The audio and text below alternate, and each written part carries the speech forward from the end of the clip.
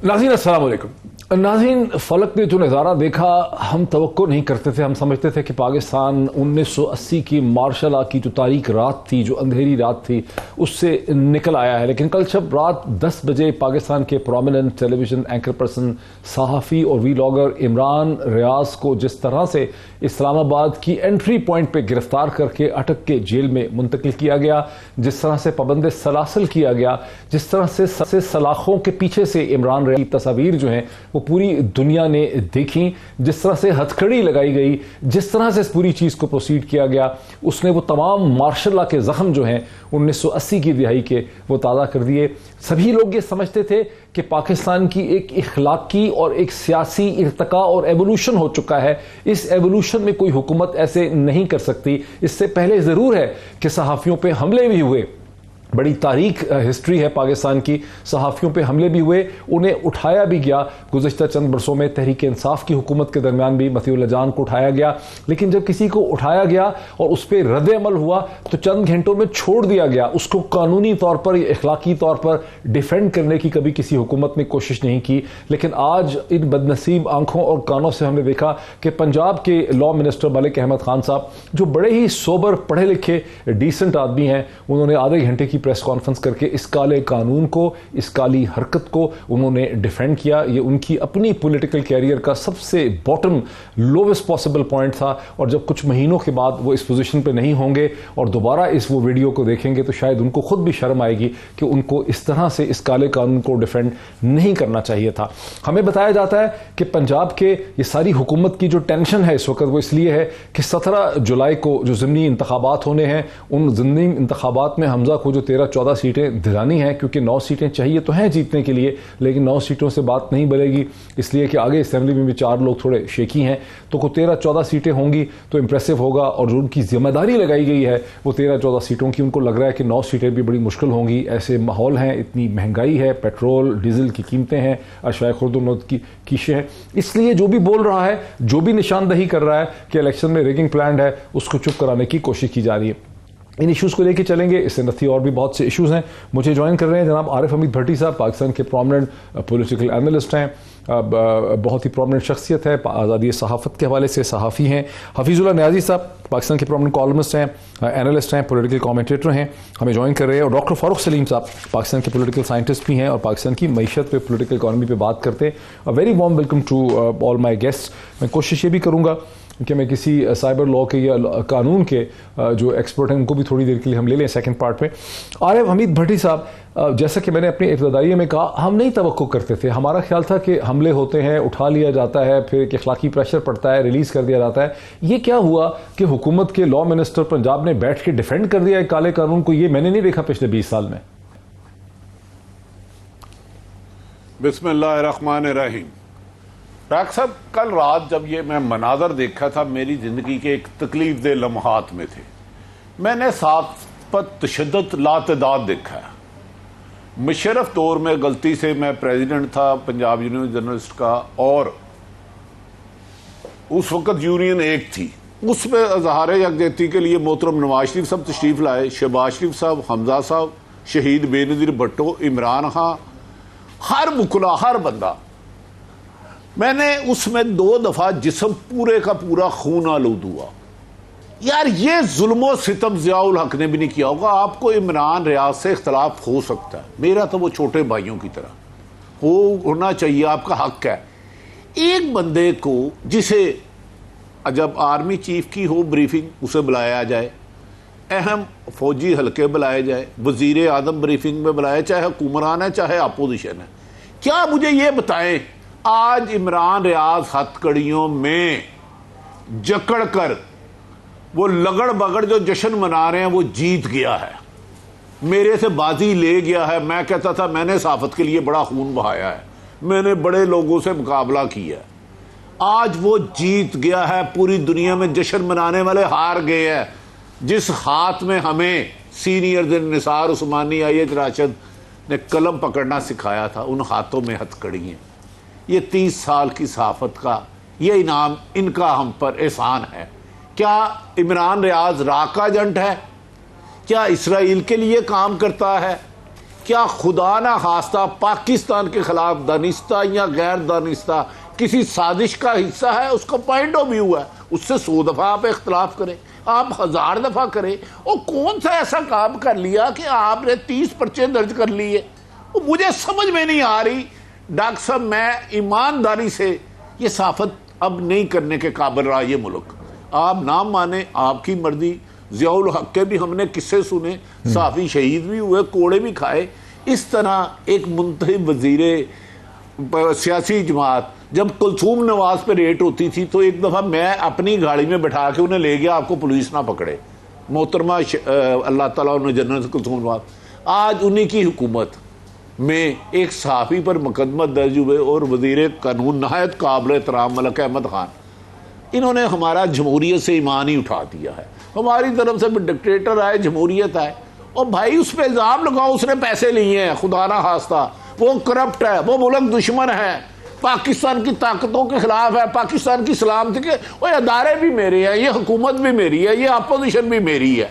अगर कहीं इख्तलाफ राय आ गया तो उसका इतना जुल्म की दास्तान बना दिया आपने कि पूरी दुनिया आज इंटरनेशनल फेडरेशन ऑफ जर्नलिस्ट के माइकल है, मेरी आज उनसे बात हुई है, वो कह रहे हैं आपके पाकिस्तान में क्या हो रहा है, ये तो आपके मुशर्रफ दौर में भी नहीं हुआ। एमनेस्टी इंटरनेशनल भी बताए, हम उन्हें क्या बताएं, क्या जवाब दें,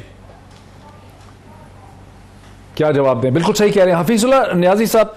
हमें तवक्को नहीं थी कि एक हुकूमत, इससे पहले भी बड़ी बड़ी गलत हरकतें हुई हैं, बड़ी गलत हरकतें हुई हैं, उठा लिया गया, लोगों को कत्ल भी कर दिया गया, लेकिन किसी हुकूमत ने टीवी के कैमरास के सामने बैठ के इस काले कानून को और इन काली हरकतों को डिफेंड नहीं किया। ये कैसे हम अपनी आवाज़ जो है मलिक अहमद खान साहब तक पहुँचाएँ, जो अच्छे डिसेंट आदमी हैं, कि सर आपको ये क्या हो गया मलिक साहब, ये क्या हो गया आपको, ये दिन हमें क्यों देखना पड़ा कि आप इस काले कानून को और इस काले करतूतों को डिफेंड कर रहे हैं बैठ के? डॉक्टर साहब, पहली बात तो ये कि मैं इस बात में हकीकत है कि मैं इसकी कोई मजम्मत करता हूँ कि इस तरीके से आप किसी को, और खुसूसन जो प्रेस के लोग हैं, उनके बारे में पूरी एहतियात बरतनी चाहिए। लेकिन ये जो जिस चीज का आपको तजर्बा अबू है, इसका तजर्बा मैं तो कई सालों से कर रहा हूँ। ये अभी मोहसन बेग जो है, 3-4 महीने पहले किसी को जाके पुलिस ने इस तरह जाके मारा था, अपने कमरे में एसपी ने अपने कमरे में जाके पीटा होगा, जदों को किया होगा। फिर उसके बाद जब रहमान साहब के बगैर किसी वजह के आप 8-9 महीने अंदर रखें, जेल में रखें, फिर बाकियों को छोड़ें, जो कुछ होता रहा इस मुल्क में।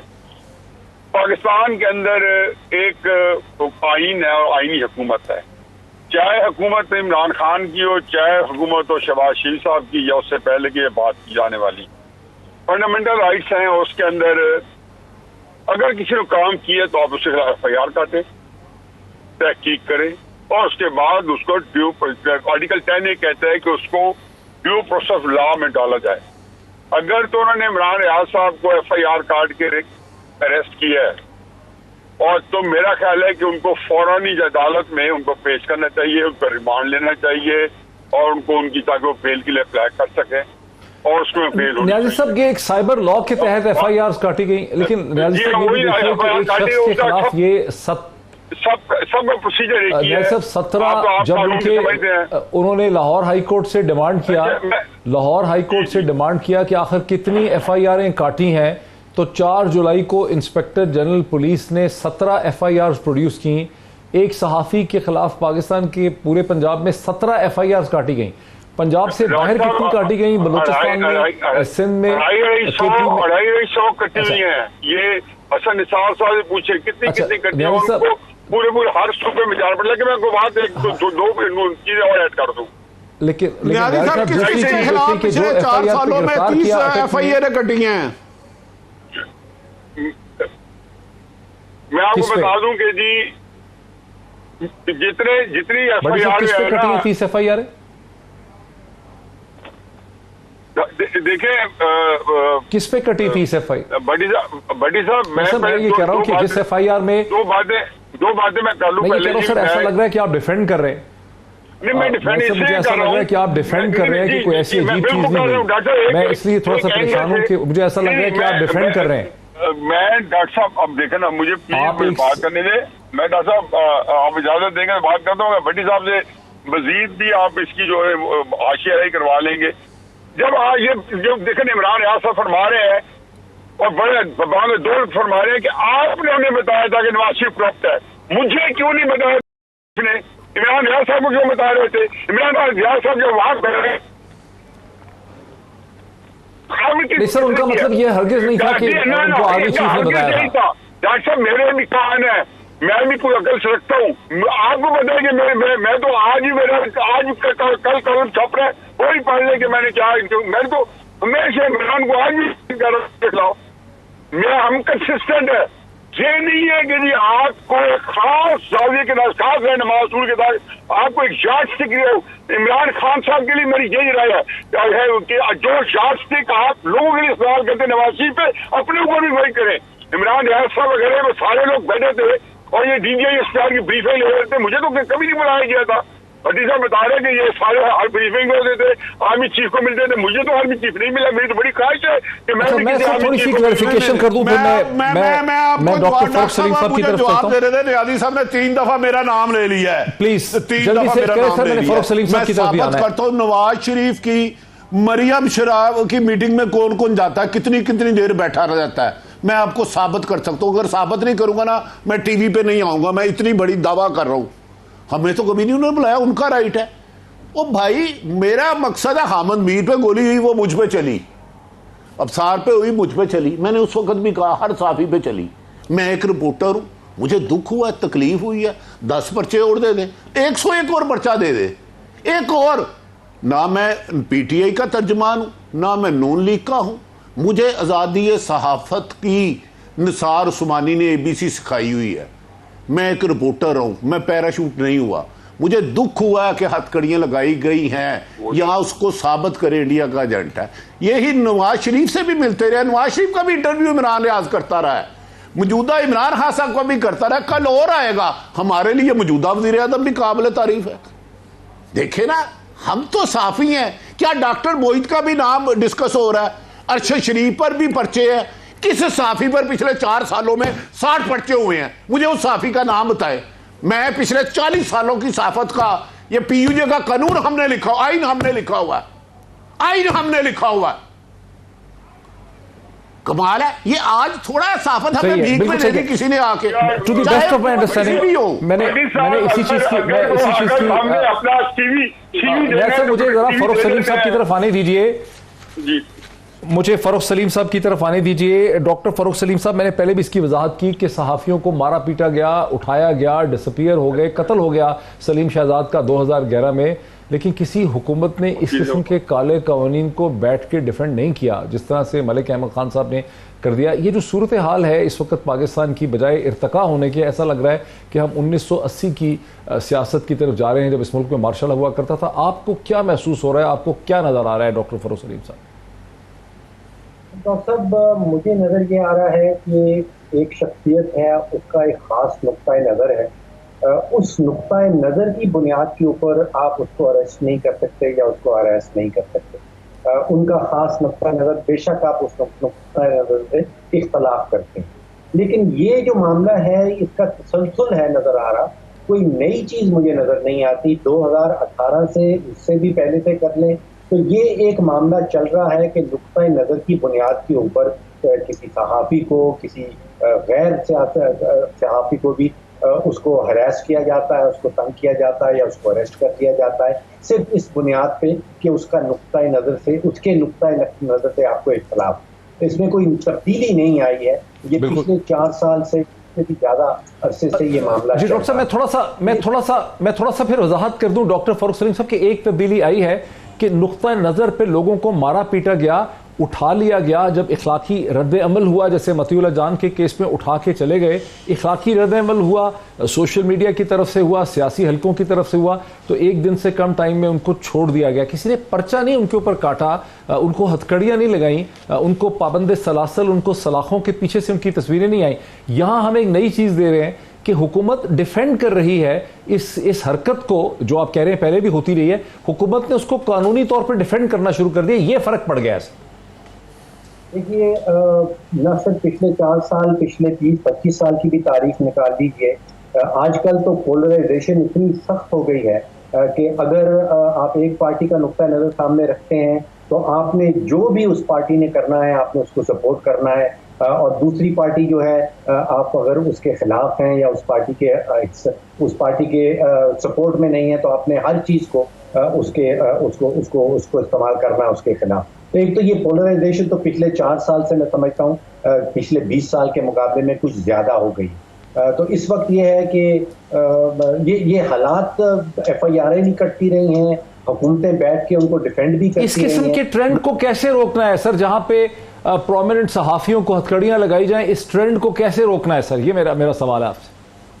सब इस पे जो एक माशी नुक्ता निगाह है, इसमें देखिए 22 करोड़ पाकिस्तानियों का तो इंटरेस्ट है सारे खेल में, वो माशी इंटरेस्ट। इस वक्त लग रहा है ऐसे कि 2 सियासी बयानिए जो हैं वो कौम के सामने रखे जा रहे हैं।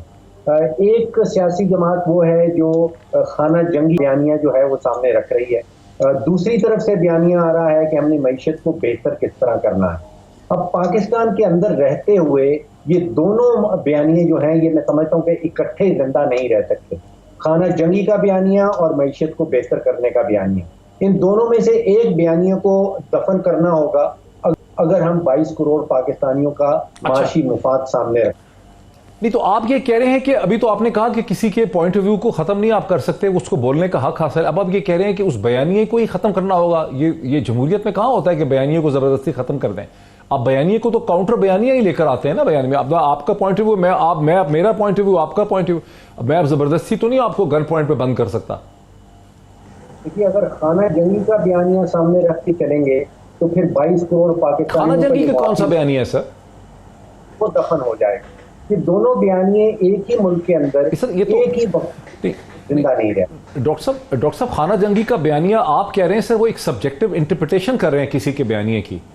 आप कह रहे हैं सर उसको खाना जंगी के, कोई कह तो नहीं रहा कि खाना जंगी चाहिए यहाँ पे? ये अल्फाज इस्तेमाल किए जा रहे हैं।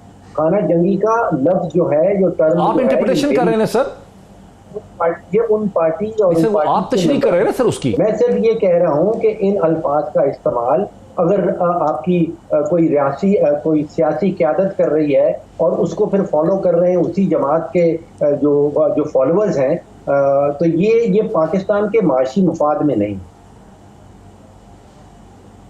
जो पाकिस्तान के माशी मुफाद में नहीं है। चले, ये एक बड़ी इंटरेस्टिंग और बड़ी अजीबोगरीब किस्म की फॉल्ट लाइंस मैं यहाँ पे देख रहा हूँ। इस पे मजीद बात करते हैं एक ब्रेक के। आरिफ हमीद भट्टी साहब की तरफ आते हैं, बिकॉज चले आरिफ हमीद भट्टी साहब एक ब्रेक ले लूँ, फिर ब्रेक के बाद आपकी तरफ आता हूँ। आरिफ हमीद भट्टी साहब की तरफ चलता हूँ। आरिफ हमीद भट्टी साहब, वक्फे से पहले की डिस्कशन में मुझे ऐसा लगा जैसे हफीजुल्लाह नियाजी साहब जो हैं वो कन्विंस नहीं है, वो किसी हद तक जो है उसमें उसको एक तरह से यानी खुल के कंडेम नहीं कर पा रहे, बिकॉज वो समझते हैं कि माजी में भी ऐसी हरकतें होती रही। हम क्या करें कि हम कम अज़ कम एक इत्तेहाद कायम कर सकें इस किस्म के जो काले कानून हैं और इस किस्म की जो काली हरकतें। अच्छा डॉक्टर साहब, मैं गुजारिश करता हूं, ज़ियाउल हक ने पहली दफा सहाफियों को तकसीम करना शुरू किया क्योंकि कुछ लोग उसके आला कार नहीं बन रहे थे।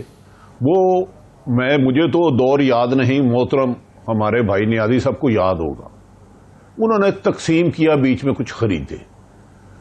देखें, कल भी अगर सहाफियों पे इमरान खान के दौर में गलत जुल्म हुआ तो वो जुल्म था, जुल्म है, जुल्म रहेगा। मेरे नियाजी साहब से 10,000 इख्तलाफात होते हैं अक्सर, लेकिन अल्लाह जानता है मेरा बदतरीन दुश्मन भी हो और अगर उसके साथ दहशत गर्दियाना सलूक होगा तो मैं उस पर एहतजाज करूंगा। कोई पर्चा है तो एक बना लो यार। जिन्होंने मुकदमा दर्ज किए हैं उन सब के मुद्दइयों को डॉक्टर साहब बुलाएं, मैं उनके साथ आर्गूमेंट करता हूं और मैं साबित ना कर सका कि हम उनसे 100 गुना ज्यादा इस मुल्क के मुहिब्बे वतन है, इसकी जमहूरियत से मुखलस है, इनके अदारों से मुखलस है, अगर वो मेरे आर्गूमेंट दे दे मुद्दई जो जिनके कहने पे ये मुकदमा दर्ज हुए हैं। मुझे नहीं पता ये पर्चे कैसे दर्ज होते हैं, आपको नहीं पता, नियाजी साहब बरतानिया दौर की दाई है माशाल्लाह, इन्हें नहीं पता ये मुकदमा कैसे दर्ज होते हैं। खुदारा इसको छोड़ दें, कौन है इसे के जुल्म को बंद करे। अभी कोई सलीम साहब कह रहे थे खाना जंगी की तरफ, हो यार खुदा का खौफ करो फारस बेटी यार, हमने 10,000 हुकूमतें देखी हैं, आती हैं जाती हैं, सियासत करना सियासतदानों का काम है। हम एक दूसरे के दुश्मन नहीं है, हमारा नवाज शरीफ दुश्मन नहीं है, इमरान खान नहीं है, मेरा भी है साफी, आपकी अपनी जिंदा राय है, मेरी अपनी है, लेकिन आज जिस तरह पेश करवाया गया शकील उर को पकड़ा गया। मैं उन्हें मिलने खुद अस्पताल 2 घंटे बैठा रहा और मैंने कहा यह जुल्म हुआ, ये रिकॉर्ड गवाह है, ये कोई मैं जुबानी बातें नहीं कर रहा। एक बता दें, लेकिन जिस तरीके से आज तजलील की गई सहाफत के पेशे की, जिस चीज से, मुझे इसका दुख है। कोई बात नहीं, ये भी वक्त गुजर जाएगा, ये भी वक्त गुजरेगा। बास अतर खावर नहीं माशमी कोड़े खाए हमने। ये सहाफत हमें ईमान से नहीं मिली। डॉक्टर साहब 48 टेम्परेचर में मैंने सैकड़ों नहीं हजारों सहाफियों ने एहतजाज की है नंगे पांव। आज तक किसी मालक ने नहीं किए एहतजाज। ईदे शबराते हमने एहतजाज में गुजारी है सड़कों पर बगैर किसी किए। लेकिन क्या इमरान रियाज का मुझे समझ नहीं आ रही कि इतने पर्चे, इतने मुद्दई, इनको मेरे सामने तो लाए, आर्गूमेंट तो करे, हो सकता है वो हमें कन्विंस कर ले। 18 पर्चे यार एक मौका है ना न्याजी साहब, मेरे लिए और ज्यादा काम है, मेरे से 10 दफा इख्तलाफ करे, लेकिन न्याजी साहब से मैं इख्तलाफ राय कर सकता हूं, लेकिन इनकी जुबान बंद करने का मेरे पास अख्तियार नहीं है। मेरे सीनियर है, मेरे बुजुर्ग है, लेकिन इसलिए मेरी न्याजी साहब से अगर ये समझते इन्होंने मेरी एक चाय का कर्ज देना है, सुन लें। इन्होंने मुझे वो धोखा दिया हुआ है। इमरान रियाज के घर ही इनसे मुलाकात हुई, इन्होंने कहा मैं तुझे चाय पिलाऊंगा, बुलाया नहीं। इन्हें के मजामत कर दें। आप हमारे टीवी पे आते हैं, भाई हैं, सीनियर मोस्ट आदमी है। न्याजी साहब मैं आपसे ये तो रखता हूं, बाकी मैं आता हूं मेरे साथ रहिए। मुझे वाजिब है बस। बैरिस्टर अहमद पंसोता, बिल्कुल मैं न्याजी साहब की तरफ आता हूं। बैरिस्टर अहमद ने हमें ज्वाइन किया। बैरिस्टर अहमद पंसोता ने साइबर लॉस के हवाले से बहुत ज्यादा काम किए। बैरिस्टर अहमद पंसोता, जब बहस हुई अटक में, तो वहां जो जज साहब थे तनवीर साहब, उन्होंने पुलिस से पूछा कौन से कानून के तहत है। पुलिस को जवाब नहीं दे सकी। उन्होंने पुलिस से कहा कि ऑफेंडिंग स्टेटमेंट्स कौन सी है। पुलिस वालों ने पहले कहा हमने सीडी बाद में देखी है। फिर पुलिस वाले और जो आईओ थे वो कोई ऑफेंसिव स्टेटमेंट जो है इमरान रियाज की अदालत के सामने बता ही नहीं सके। जज साहब ने ये कहा कि मैं जो है ये जज साहब का फिर उस पर था कि ये जो केस है ये साइबर लॉ का चूंकि बनता है और पूरे पंजाब में सिर्फ कोर्ट नंबर 28 है, सेशन कोर्ट रावलपिंडी में, सिर्फ वही इस किस्म के केसेस को सुन सकती है। इसलिए उनको रावलपिंडी भेज दिया गया, जहां इस वक्त वहां पे बहस तो समाप्त हो रही। ये किस कानून के तहत? बिकॉज जो अमेंडेड ऑर्डिनेंस है 2016 पीका का, उसको तो justice chief justice of Islamabad high court honourable Athar Minallah sahab ने उसको सस्पेंड कर दिया था। तो फिर ये केस किस कानून के तहत बनाए जा रहे हैं?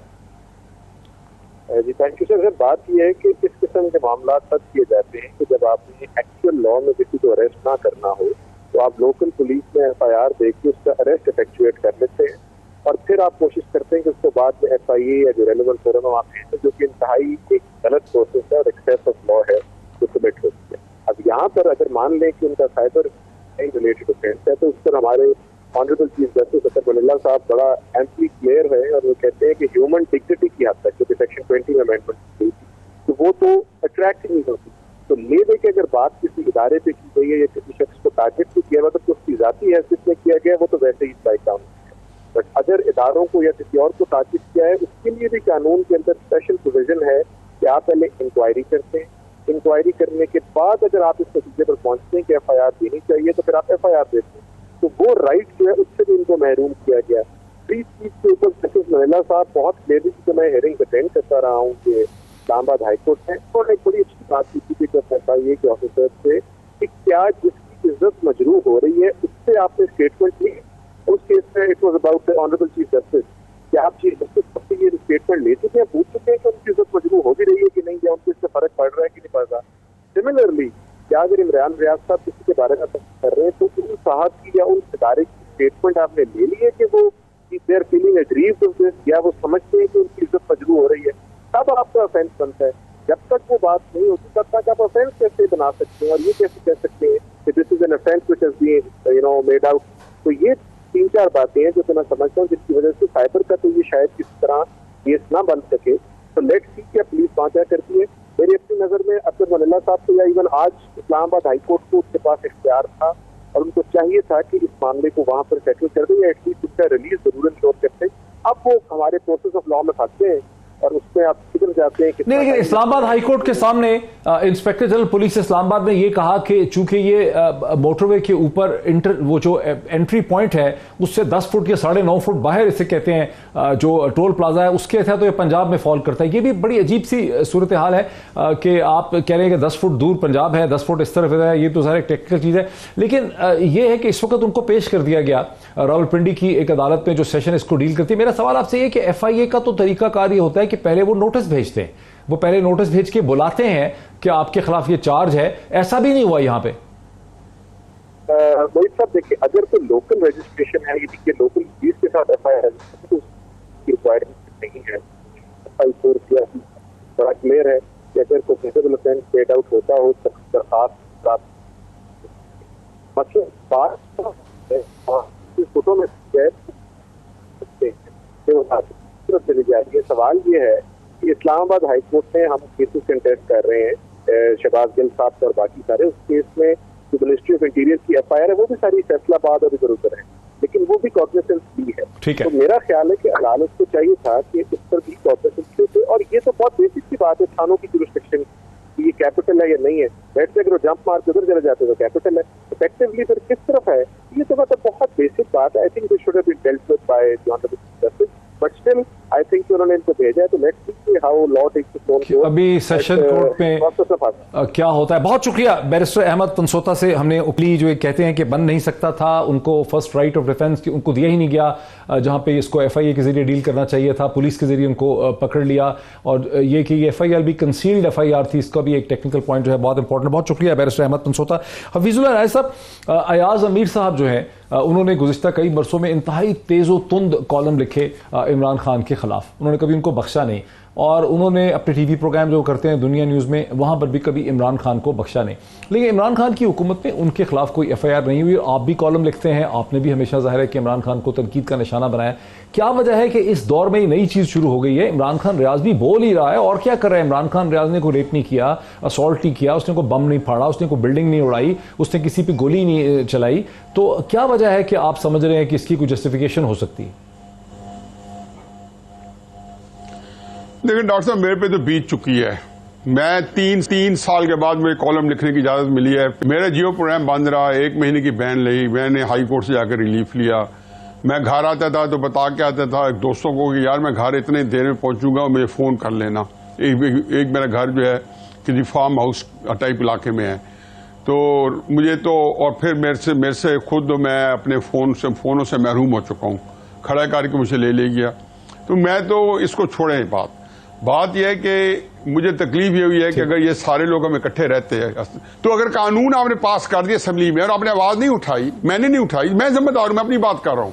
क्योंकि भट्टी साहब जो है ना वो इतनी मोहब्बत और इतनी प्यार से जो है ना बड़े भाई की क्लास लेते हैं कि मेरे पास तो यकीन जानो कि बड़ा कम स्पेस रह जाती है, मैं अपनी सलीके से बात करूं। तो दूसरी बात यह है कि बात इनकी बिल्कुल सही है, लेकिन हकीकत यह है कि ये जो है मेरे ऊपर तो अयूब खान का पूरा इसलिए बीत चुका है कि मेरे वालिद साहब 1958 से अयूब खान के अपोजिशन में थे। फातिमा जनाब को हमने केटर किया और मलक मीर मोहम्मद को हमने भुगता। भुट्टो साहब को मैं अपोजिशन में था, मेरे पे वो भी बीता है। वो मैं खुद स्टूडेंट एक्टिविस्ट था भुट्टो साहब के जमाने में, और मैं पॉलिटिकल जो स्टूडेंट्स में फोर्थ फ्रंट पे था। दिलाई के मैं कहता हूं कि कुबत खाने किले की मारें जितनी हमारे स्टूडेंट्स ने उस वक्त खाई हैं भुट्टो साहब के वक्त में, ये अहमद रजा कसूरी को पूछ रहे के साथ क्या हुआ भुट्टो के वक्त में, मारों के अलावा यूब खान के वक्त में क्या हुआ है, इन्हें सारे मुझे जरा डॉक्टर फरूख साहब की तरफ दीजिए, और इमरान खान साहब के वक्त में डॉक्टर फरूख साहब। लेकिन मैं एक बात ये कर रहा हूं कि हमने बस दो छोटी छोटी बातें हैं कि इस नाप तोल का जो इशारी निजाम है और जो यार्ड स्टिक है वो एक रखनी पड़ेगी। अगर हम उस वक्त इनके गिरबान में पकड़ लेते ना जब मैं पकड़ रहा था, और ये मुझे बोलने देते, अपने टीवी में बोल नहीं देते, और मेरे पे जो बैन लगी थी और सब बड़े मेन प्रोग्राम में कहते थे कि इनको ना बुलाएं, इजाजत नहीं है, तो उस वक्त खड़े हो जाते। तो आज हम सारे हमारे प्रोग्राम में तो आते रहे भाइयों की तरह। मुझे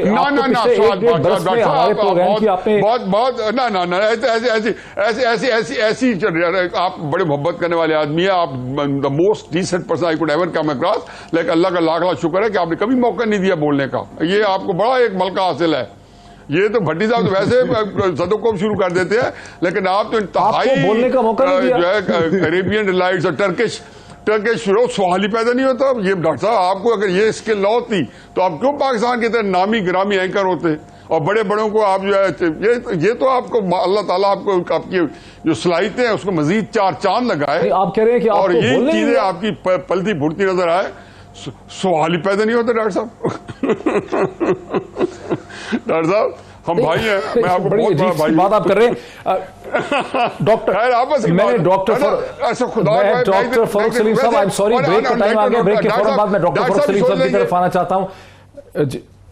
नहीं सर, वो कोई फिलोसॉफिकल आप बात कर रहे हैं कि आप शायद समझ रहे हैं कि आपका पॉइंट ऑफ व्यू आ नहीं सका। आप हमेशा बोलते रहे सर। मैं आपको प्रोड्यूसर साहब से रिक्वेस्ट करता हूं कि सारे प्रोग्राम्स आपको फॉरवर्ड कर दें एक दफा। आप देखें, उसमें आपको हमेशा 1/3 टाइम मिला है पूरे प्रोग्राम में। पता नहीं क्यों आप महसूस करते हैं कि आपको बोलने नहीं दिया। ये बोलने ना देने की क्या तशरीह है? ये भी एक सब्जेक्ट टू इंटरप्रिटेशन है कि बोलने नहीं दिया, मेरा पॉइंट ऑफ व्यू सामने नहीं आ सका। लेकिन डॉक्टर फारूक सलीम साहब की तरफ मैं आना चाहता हूं आफ्टर ब्रेक। नाज़रीन वेलकम बैक। सीधे चलते हैं डॉक्टर फारूक सलीम साहब की तरफ, जिनसे पिछले हिस्से में बात नहीं हो सकी। डॉक्टर साहब, आपने प्रोग्राम के पहले हिस्से में बड़ी इंटरेस्टिंग बात की। आपने कहा कि इस वक्त पाकिस्तान में 2 पॉइंट ऑफ व्यू हैं। एक पॉइंट ऑफ व्यू है जो खाना जंगी करवाना चाह रहा है, दूसरा पॉइंट ऑफ व्यू है जो इकोनॉमिक प्रोग्रेस करना चाह रहा है। मेरा इस्तेलाल ये था कि आपके देखने का अंदाज है, बिकॉज आप भी हमारे प्रोग्राम्स में हमेशा आपने सरपरस्ती की और हमेशा आपने इमरान खान की हुकूमत को शदीद तनकीद का निशाना बनाया गुज़िश्ता 3 बरस में। तो आपके जो मुखालिफ हैं वो ये समझ सकते हैं कि आप इंतशार फैला रहे थे, नेगेटिविटी फैला रहे थे। इसी तरह से PDM की जमातें जो हैं, जब 4 या 6 रुपये पेट्रोल की कीमत बढ़ती थी, जो कमोडिटी प्राइसेस के साथ उसका ताल्लुक था, वो कहते थे हम इस पर मूवमेंट चलाएंगे। तो फिर उनके बारे में भी कहा जा सकता है कि वो खाना जंगी करवा रहे थे, इंतशार फैला रहे थे, निज़ाम को चलने नहीं दे रहे थे। इस पर क्या है आपका रद्द-ए-अमल? मतलब मुझे कोई 25 साल हो गए हैं, मैं हफ्तावार कॉलम लिख रहा हूँ न्यूज़ अखबार के लिए, और उस दौरान कम अज़ कम आधा दर्जन हुकूमतें आईं और गईं, और जो मैंने समझा कि अगर माशी एतबार से कहीं तनकीद करनी है और कहीं गलत पॉलिसी बनाई जा रही है, तो मैंने लिखा भी और मैंने आवाज़ भी उठाई। किसी एक ख़ास हुकूमत के ख़िलाफ़ या तनकीद नहीं की मैं। जब मुझे कोई चीज़ पसंद आती है कि नहीं, तो हम कब कह रहे हैं कि आपने कोई गलत चीज़ की? डॉक्टर साहब, हम थोड़ा ये कह रहे हैं कि आपने कोई गलत चीज़ की। मैं तो कह रहा हूं कि जो आपसे डिसएग्री नहीं करेगा वो ये समझ सकता है आपकी अपनी डेफिनेशन के एतबार से कि डॉक्टर फारूक सलीम इंतशार फैला रहे हैं, कयास फैला रहे हैं। मतलब आपने तो बिल्कुल सही किया। हम कब कह रहे हैं कि आपने कोई गलत चीज़ की? हम तो कह रहे हैं कि आपकी डेफिनेशन जो है इंतशार की, खाना जंगी की, वो थोड़ी अजीब व गरीब है। नहीं, डेफिनेशन मैंने नहीं दी, खाना जंगी का लफ्ज मैंने नहीं इस्तेमाल किया। अच्छा, असल बात ये है, 2 बातें मैं कहना चाहता हूँ। आपने कहा एक साइड खाना जंगी कराना चाह रही है। इस वक्त जो कुछ भी इमरान रियाज खान साहब के साथ हो रहा है वो गलत हो रहा है, उसका कोई जवाज नहीं बनता। ये पहली बात। दूसरी बात यह है कि आप पाकिस्तान की तारीख की, चाहे वो एमनेस्टी इंटरनेशनल की रिपोर्ट उठा के देख लें, चाहे वो कमेटी टू प्रोटेक्ट जर्नलिस्ट की रिपोर्ट्स निकाल के देख लें, यूनेस्को का एक शोबा है जो जर्नलिस्ट के ऊपर लिखता है, उसकी रिपोर्ट्स निकाल के देख लें, ये एक तसलसल नजर आता है। सिविलियन गवर्नमेंट हो, मार्शल लॉ की हुकूमत हो, वो काले कवानीन बनाती भी हैं, काले कवानीन हमारे कानून की किताब में एग्जिस्ट भी करते हैं, और ये हुकूमतें काले कवानीन का इस्तेमाल भी करती हैं। ये बात आप जरूर कह सकते हैं कि शिद्दत किसी हुकूमत के दौरान कम होती है, किसी की हुकूमत के दौरान ज़्यादा हो जाती है, तरीक़ा कार मुख्तलिफ होता है। अभी बैरिस्टर साहब को आपने बुलाया, उन्होंने बिल्कुल वाज़ेह कर दिया कि इस दफ़ा जो तरीक़ा कार इस्तेमाल किया जा रहा है वो कानून और आइन के मुताबिक नहीं है। फिर फ्रीक्वेंसी जो है, जो तादाद है इस किस्म के हादसात की, वो किसी हुकूमत के दौरान कम होती है, किसी हुकूमत के दौरान ज़्यादा होती है। पीपल्स पार्टी के दौरान मैंने देखा है, जो मुझे याद आता है एक एमनेस्टी इंटरनेशनल की रिपोर्ट्स पढ़ते हुए या कमेटी टू प्रोटेक्ट जर्नलिस्ट की रिपोर्ट पढ़ते हुए, फ्रीक्वेंसी जो तादाद है वो जनरली पीपल्स पार्टी की हुकूमत के दौरान इस किस्म के हादसात की कम रही। लेकिन ये तसलसल जो है, इसको हमें कोई तरीका, बिल्कुल सही कहते हैं आप। पीपल्स पार्टी का लेवल ऑफ टॉलरेंस हमने देखा कि पाकिस्तान पीपल्स पार्टी का जो लेवल ऑफ टॉलरेंस है वो सबसे ज़्यादा रहा जुल्फ़िकार अली भुट्टो की हुकूमत ख़त्म होने के बाद, जब से 90 की सियासत जो है वो शुरू हुई। मेरे साथ रही है, वक्त मेरा बड़ा कम है, मैं क्विकली हफीजुल इलाही साहब बहुत ही क्विक, एक दिन आप भी समझते हैं कि दो पॉइंट ऑफ व्यू है इस वक्त पाकिस्तान में, एक जो कि इकोनॉमिक प्रोग्रेस चाह रहा है और एक कह रहा है कि खाना जंगी करवा देंगे। आप समझते हैं कि दोनों को अपना अपना पॉइंट ऑफ व्यू कहने का हक है? नहीं जी, मेरे ख्याल में तो टोटल क्यास है, क्योटिक सिचुएशन है। 2014 से ये ऑर्केस्ट्रेट होने शुरू हुए। पाकिस्तान में सियासी अदम इस्तेकाम लाने की एक बिल्कुल एक आर्टिफिशियल कोशिश हुई थी। एक मुंतखब हुकूमत को कामे के ऊपर मैनिपुलेट करके घर भेजा गया। इमरान खान साहब आए तो सियासी अदम इस्तेकाम की पैदावार इमरान खान साहब को बयानिया होना ही नहीं चाहिए, मजीद बढ़ गया। आप चाहते हैं कि सर बयानिया होना नहीं चाहिए। डॉक्टर साहब मुझे बात मुकम्मल हो जाएगी तो आपका जो थोड़ा सा एक घबराहट है वो खत्म हो जाएगी। मैंने कहा इमरान खान साहब को निकाला तो ये सियासी अदम इस्तेकाम मजीद बढ़ गया, क्योंकि जो बयानिया बना रहे थे, मैं यही तो कहते में रोना है कि खुदा के वास्ते उनकी गोद में बैठना छोड़ दें, आज माफी मांगे। मैं वाहिद शख्स था याद अमीर साहब के पास जो प्रोग्राम मैंने किया है, आप जाके देख लें वीलॉग कि कितना सख्त है, जियो के ऊपर मैं कितना बोला हूं और सारा बिल्कुल ब्लैक एंड व्हाइट में बोला हूं, कोई दूसरी बात उसमें मिलाइन नहीं किया, क्योंकि मैं समझता था कि याद अमीर साहब बिल्कुल एक और तरह के आदमी थे। उनके साथ जाती करना बिल्कुल सिर्फ ये था कि आप एक मुखालफाना पॉइंट ऑफ व्यू नहीं सुनना चाह रहे थे। लेकिन मसला ये है कि मैं तो इमरान खान साहब आया, इनके पास गुजारिश भिजवाई कि आप लोग जो है सियासी जमातें, जो भट्टी साहब ने बात की, खुदा को है इनके मुंह में घी शक्कर, कि आप आपस के इख्तिलाफ ना करें, लड़ना भिड़ना छोड़ दें, आप एक दूसरे बुलवाक हैं। अच्छा एक्सप्लेन कर दिया आपने भट्टी साहब, ये लास्ट कमेंट के आगे करना क्या होगा? ये एलिमिनेट हो जाएंगे तो मैं हाँ जी भट्टी साहब, योर क्विक कमेंट। एक हमारा किसी जाती इख्तलाफ हरगिज किसी हुकूमत से नहीं है। मैं अपना सारा वक्त हफीजुल्लाह नियाज़ी साहब को देता हूं, मुझ पे रज के तनकीद करे, मैं उनका उससे ज्यादा एहतराम करूंगा, क्योंकि मेरा भाई नाराज ना हो, हम फकीर है, हमारी खैर है।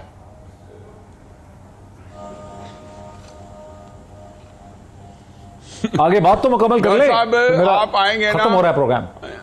नहीं मैं से मेरी दावत आप प्लीज आए, आप नाम भी आए तो भट्टी साहब के एजाज में मैंने दावत करनी है, देसी मुर्गी देसी घी। लेकिन ये ऑन एयर जाए भी सही तो ये बड़ी एक एक्सक्लूसिव दावत है, हर कोई इनवाइटेड नहीं है। चले आप दिल की बीमारियां फैलाएं। वक्त हमारा जो है खत्म हो गया। हफीजुल्लाह साहब की देसी की जो दावत है वो हर एक का अच्छा डॉक्टर मेरा ये हर एक का अपना भट्टी पॉइंट साहब है और का, हमें उसका एहतराम नियाज़ी करना साहब का, चाहिए। फरूख सलीम साहब का बहुत शुक्रिया। ये बात रह ही गई कि मोहतरमा मरियम नवाज साहिबा ने हमसे वादा किया था कि अगर $1 भी कमी हो गई इंटरनेशनल प्राइसेस में पेट्रोलियम की तो आवाम को उसकी रिलीफ मिलेगी। इस वक्त खबर यह है कि क्रूड की पेट्रोलियम की जो प्राइसेस हैं, ब्रेंट की कीमत जो है वो $100 से नीचे आ चुकी है और WTI जो है उसकी कीमत $95 है। ये 124 से ये नीचे गिर रही हैं कीमतें और हुकूमत अभी तक कीमतें बढ़ा रही है। शायद हुकूमत हमें रिलीफ दे सके। बहुत शुक्रिया, आज इतना ही, फिर आपसे मुलाकात होती।